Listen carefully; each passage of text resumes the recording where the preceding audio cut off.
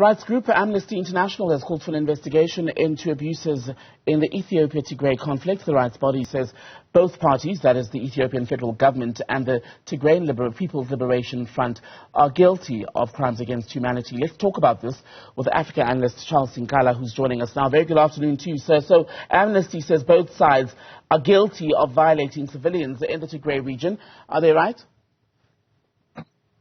Well, thank you so much, Tembikile, for having me, and good afternoon to your viewers.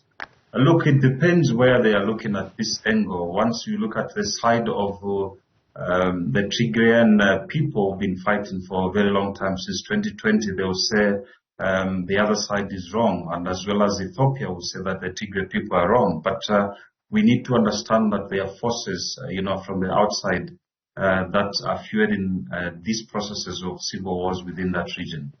But the presence of alleged foreign interference, shall we say, can never absolve either the federal forces from Addis Ababa or the TPLF from responsibility where their own footmen have violated people. I mean, there have been allegations of rape, other sexual offences and even murder against both sides.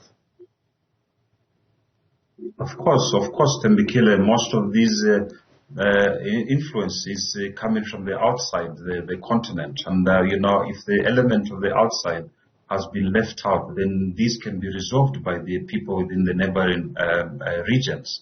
I'm aware now that South Africa will play a very pivotal role in terms of hosting the negotiations between those two parties. And I think, and I only hope that the next meeting, they must involve the international stakeholders who are fueling and financing the war in that region. And who would those be? Well, it's the weapon manufacturers. United States of America is one of them. Russia is one of them. France is one of them. And as well as businessmen around the world who's been investing heavily in these conflicts to making sure that, they keep on printing the money by fueling those wars.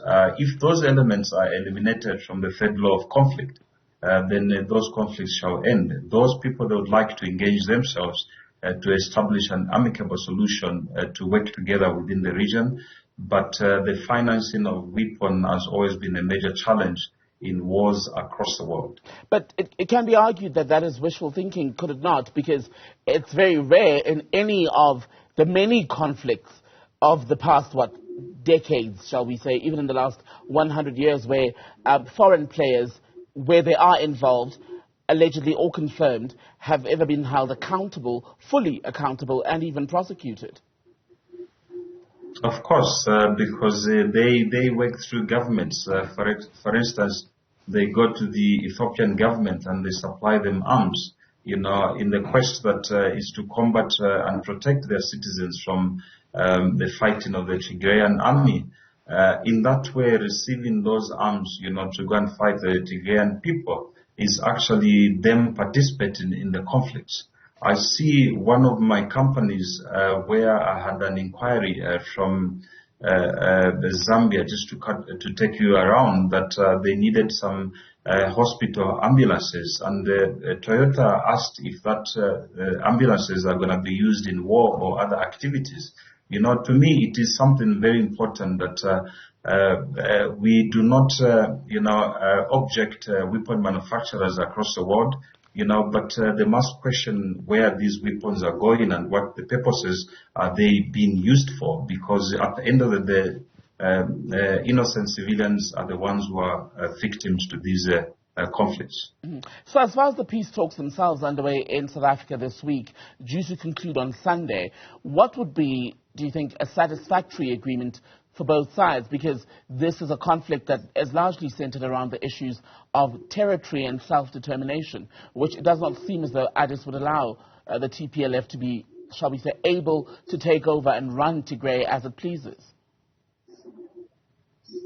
Well, the two parties shall agree and shake their hands in South Africa, but the moment they leave, they shall be answerable to their investors who has invested heavily in weapon manufacturing and supplying of other advances to escalate the wars in those regions.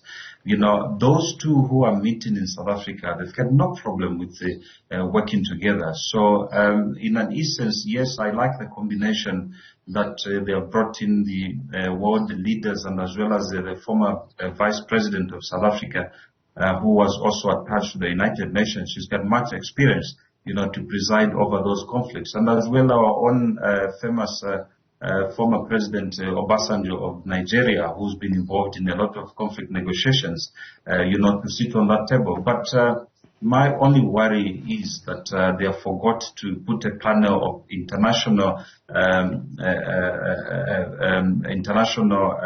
participants, especially from the United States of America, especially from Russia, especially from France, and the others who have been involved in the military manufacturing, and as well as from private and military security companies, on how to resolve these wars, because they need to be part of such meetings as the one which is happening in South Africa. But should all of that happen at the same time? Yes, hold the people who are delivering and funding weapons and deliveries to these two sides involved in this fighting, right? But at the moment it appears the feeling, especially from NGOs and other organizations trying to help the injured and the hungry in Tigray, they're saying what needs to happen now is an immediate cessation of hostilities. So should those two discussions happen side by side, the peace agreement or the peace negotiations, and a process, should we say, to start an independent investigation as far as looking at who's most responsible or altogether responsible for the horrors suffered by the people of Tigray? Of course, Pembekile. And I think, African Union must conform to make sure that the regions and as well as the international community respect Agenda 2023, the year that they mentioned that they shall put down the arms. Immediately they put down the arms, and I think we shall see people discussing on the table without killing each other. In the absence of having that discussion without weapons and bombs, we shall continue seeing what is happening at the moment. Charles Sinkala, good to have your time, sir. Thank you.